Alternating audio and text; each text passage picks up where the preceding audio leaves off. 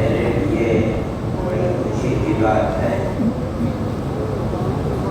کہ جمعیت علماء کی مجلس منتظمہ کا اجلاس ہے اور میں اس میں حاضری کی سعادت حاصل کر سکا۔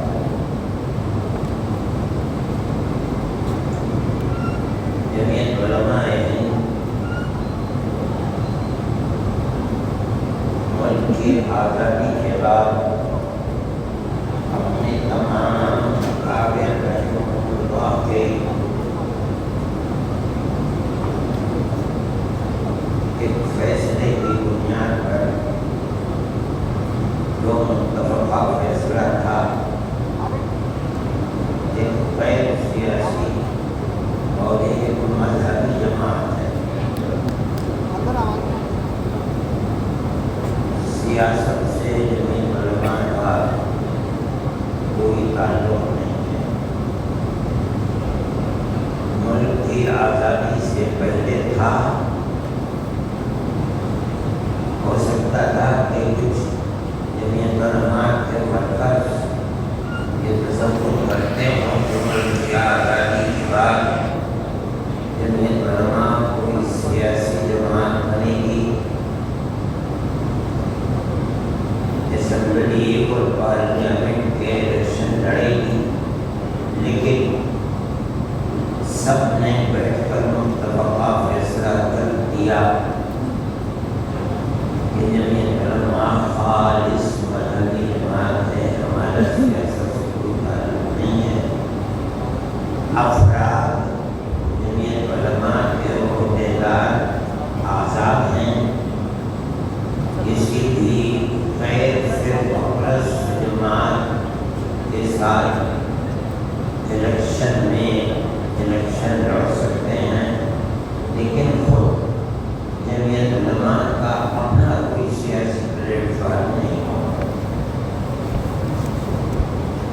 جمعیت علماء اسی کے اوپر 70-75 سال سے چل رہی ہے۔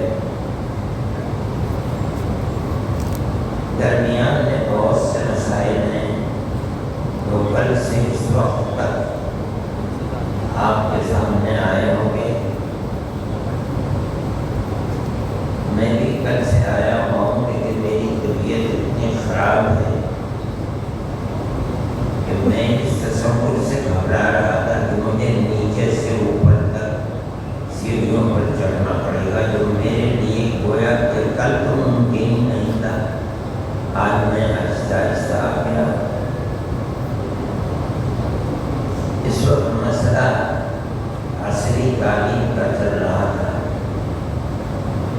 جمعیت علماء ہند عصری تعلیم کی مخالفت کرنے والی جماعت نہیں ہے۔ جمعیت علماء ہند ملک کی آزادی کے بعد اس کا ایک فیصلہ ہے جو تعلیمی اعتبار سے سب سے پہلا فیصلہ تھا کہ صباحی اور مسائی مکاتیب کھولے جائیں۔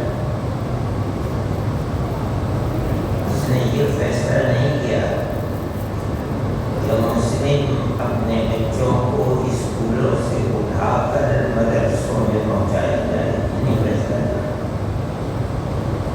جو بوڑھے زندہ ہیں وہ جانتے ہو کہ فیصلہ یہ تھا کہ اسکول جانے سے پہلے مذہبی مکاتیب کھولے جائیں، مسلمان اپنے بچوں کو وہاں بھیجیں، 1 گھنٹہ 2 گھنٹہ جیسا موقع ہو پڑھیں۔ اس وقت نہیں پڑھ سکتے تو شام کے مکاتیب ہوں، اس میں گھنٹہ 1.5 گھنٹہ 2 گھنٹہ پڑھیں، جس کا مطلب ہے کہ ہم جس طرح مذہبی تعلیم کے محتاج ہیں اپنے اندر اور اپنی نسلوں کے اندر، اسی طرح ہم دنیا کی تعلیم کے بھی محتاج ہیں۔ اس کو ختم نہیں کیا جائے گا۔ ہمیں اگر بہترین مفتی کی ضرورت ہے تو ہمیں بہترین ایڈوکیٹ کی بھی ضرورت ہے۔ اگر ہمیں بہترین حفظ کرانے والے کی ضرورت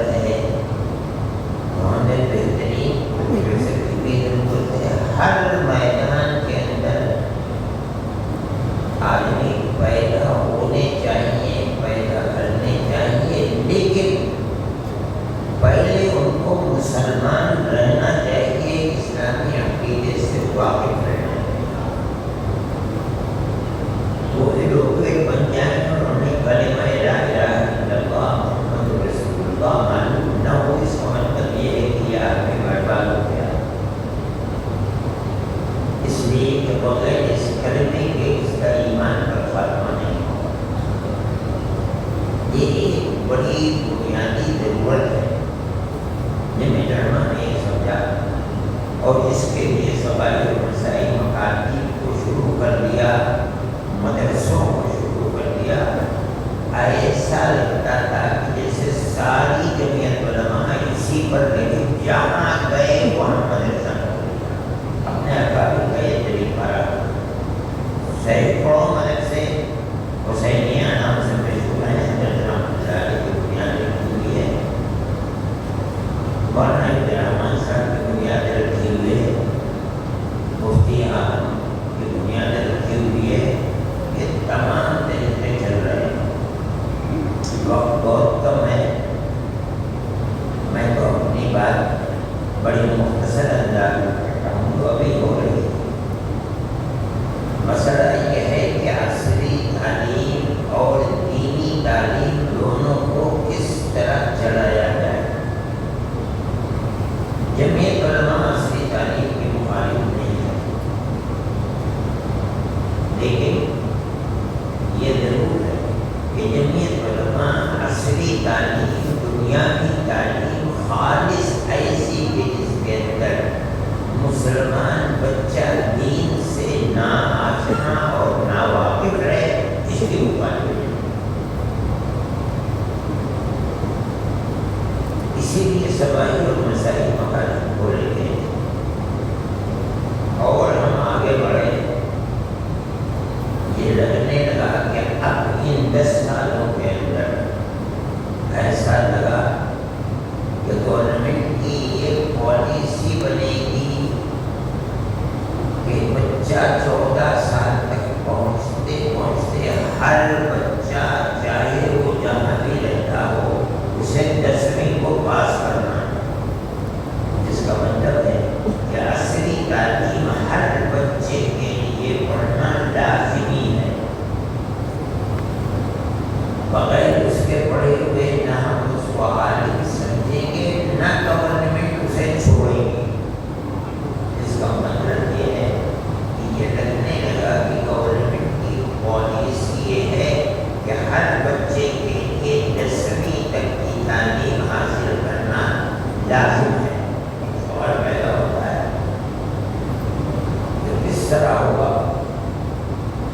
ہمارا اپنا جو ایک نصاب تعلیم ہے وہ قرآن کے حفظ کے بعد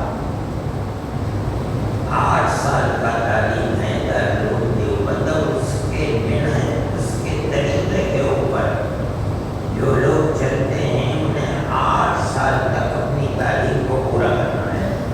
کیسے ہوگا؟ دونوں کو جمع کے کیا جائے۔ یہ ہم جانتے ہیں اپنے 83 سالہ تجربے کے بعد کہ دونوں ساتھ نہیں چل سکتے۔ دارالعلوم میں بیٹھ کر ہم نے غور و خوض کیا اور ہم ایک نتیجے پر پہنچے کہ اگر تعلیمی پالیسی کو ہے کہ ہر بچے کو 10ویں یا 12ویں پاس کرنا ہی کرنا ہے تو دارالعلوم سے مستثنیٰ نہیں رہ سکتا۔ ہمیں اپنے بچوں کو وہاں اس عمر تک 10ویں یا 12ویں پاس کر لینا ہے۔ تو سوال پیدا ہوتا ہے کہ دنیا کی اس تعلیم اور دینی تعلیم کے ساتھ بچہ پڑھے گا۔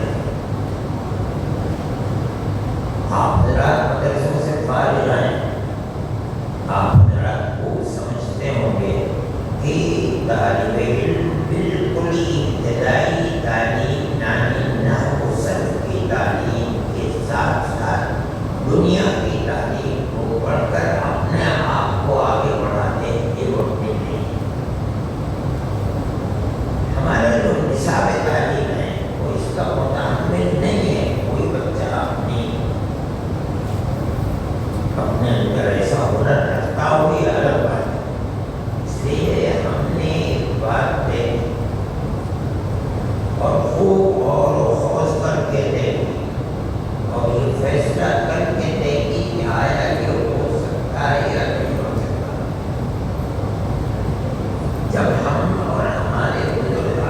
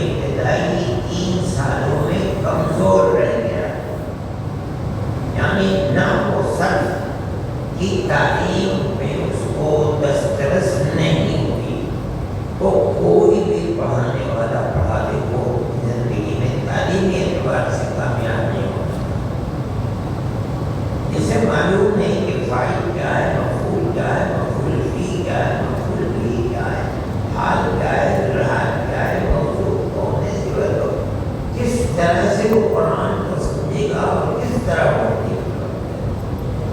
ہم نے بیٹھ کر کے یہ طے کیا کہ ہمیں اپنا نظام تعلیم ایسا بنانا چاہیے کہ ہم بچے کو میزان شروع کرنے سے پہلے 10ویں پاس کرا دیں. جب وہ عربی شروع کرے اور میزان کو شروع کرے تو اب اس کے ساتھ عصری تعلیم نہیں ہوگی. اس کو لے کر کے ناقد کرنے کی طرح جو پڑھے گا اس نہج پر پڑھے گا اور دارالعلوم اسی نہج پر اس کو لے کر آگے بڑھے گا. ہم یہ سمجھتے ہیں کہ عام طریقے پر حفظ قرآن کے بعد جو عربی کلاسیں شروع کر دی جاتی ہیں یہ بچے 10ویں پاس کر جائیں گے. ان میں زیادہ شروع ہوگا سمجھنے کا.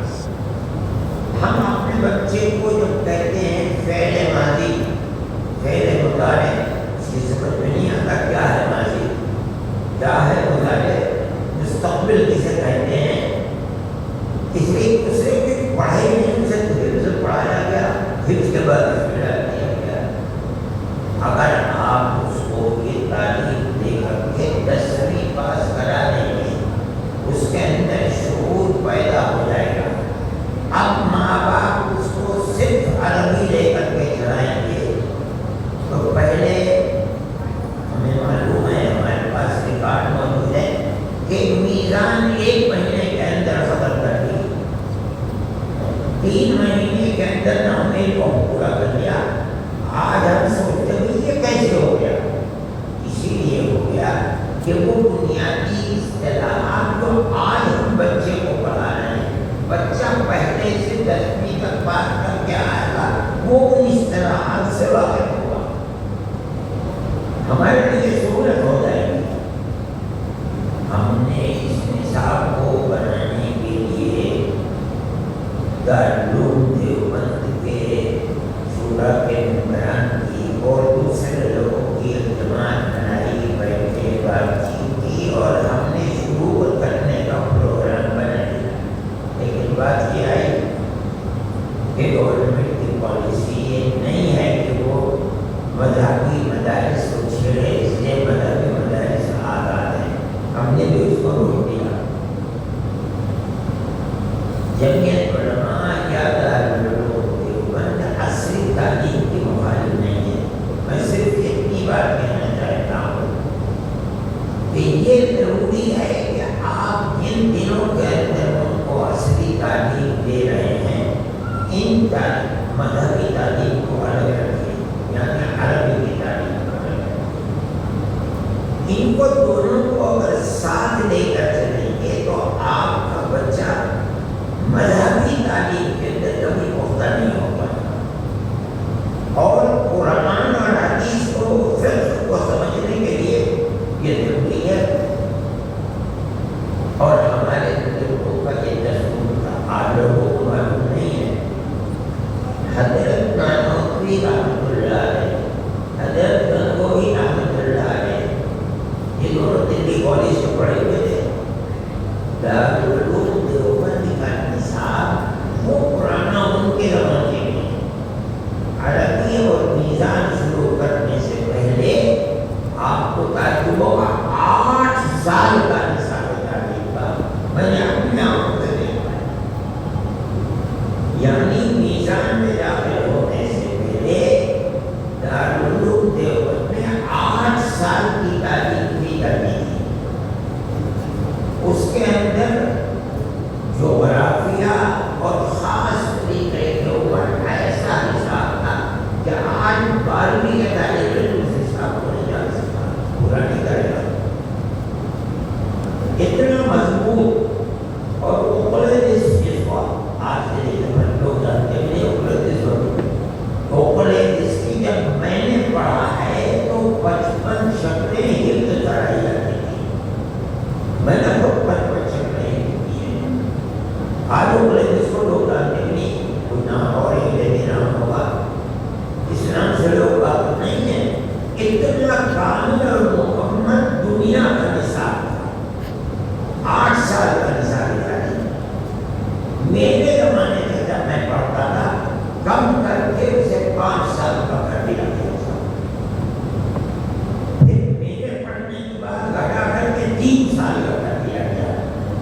پھر جب میں آگے بے تعلیمات بنا تو میں نے لڑ جھگڑ کر کے اسے 3 سال والے کو میں نے کہا اسے 5 سال کا بنائے تاکہ جغرافیہ یہ بچوں کو معلوم تو ہو کہ کس طرف رخ کیا ہے، مشرق ہے، مغرب ہے، شمال ہے، جنوب ہے، پتہ ہی نہیں چلتا طالب علم کو راؤ سے دوڑے کے ساتھ لے کے حفاظت کر دیتے ہیں، پھر اسے 5 سال کا کرایا۔ میں یہ کہتا ہوں جمعیت علماء کی یہ تحریک بہت اچھی تحریک ہے کہ بچوں کو دنیا کی تعلیم سے ناآشنا نہ رکھا جائے، لیکن میں ان مدارس کو جو مدارس عربیہ ہیں یہ کہتا ہوں پڑھائیے، ضرور پڑھائیے۔ دارالعلوم میں اگر ہماری زندگی کے اندر ایسا کوئی موقع آیا کہ دارالعلوم میں اس میں تعلیم کا ہونا ضروری ہو گیا اور اسی طریقے پر کہ 10ویں تک پہنچتے پہنچتے یا 12ویں تک 14 سال کی ہونی چاہیے، ہم انشاءاللہ دونوں نصاب الگ الگ کریں گے۔